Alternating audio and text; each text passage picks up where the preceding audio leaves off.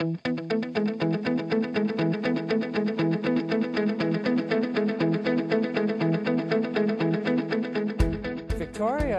by the Sea is quite tiny. La très petite collectivité de Victoria by the Sea est principalement un village touristique.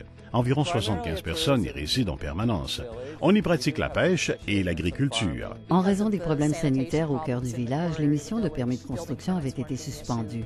Il n'était donc pas possible de construire de nouveaux logements et les entreprises ne pouvaient pas agrandir leurs installations. Les trois quarts des lots ne répondaient pas aux exigences en matière de taille pour l'installation d'un réseau d'égouts. Il y avait des fosses septiques et des réservoirs de rétention partout dans le village, lesquels, pour la plupart, étaient trop petits, surchargés, non conformes et périodiquement défectueux, en plus de devoir être pompés fréquemment dans le cas des réservoirs de rétention. Les camions de vidange de fosses septiques se rendaient régulièrement aux maisons. Un camion différent venait tous les jours. Et lorsque les réservoirs étaient ouverts en vue de leur vidange, une certaine odeur se répandait dans le quartier. La seule solution consistait à installer un réseau d'égouts central. J'ai recommandé à la collectivité d'opter pour un système de dissémination des effluents terrestres plutôt qu'un système à décharge directe. On a dû creuser dans le jardin de tous les résidents.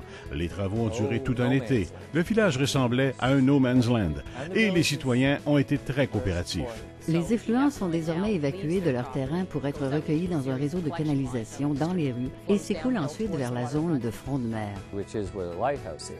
Où est situé le phare? Et il n'y a pas du tout d'odeur à cet endroit. Il n'y a aucun bruit et on ne se doute de rien. Un poste de pompage des effluents a été construit dans une canalisation principale et de là, les effluents sont acheminés jusqu'au site d'épuration.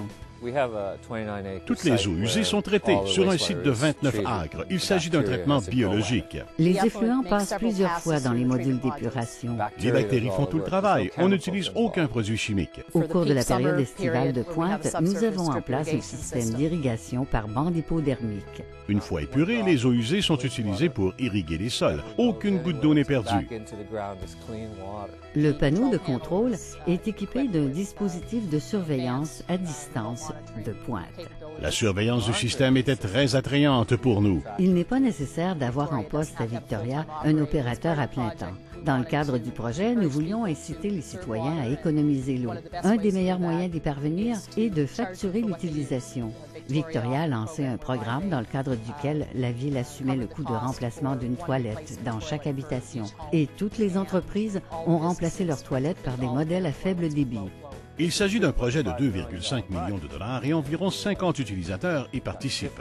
Les frais sont partagés également entre le gouvernement fédéral, la province et la municipalité. Heureusement, la municipalité a obtenu un financement du Fonds municipal vert.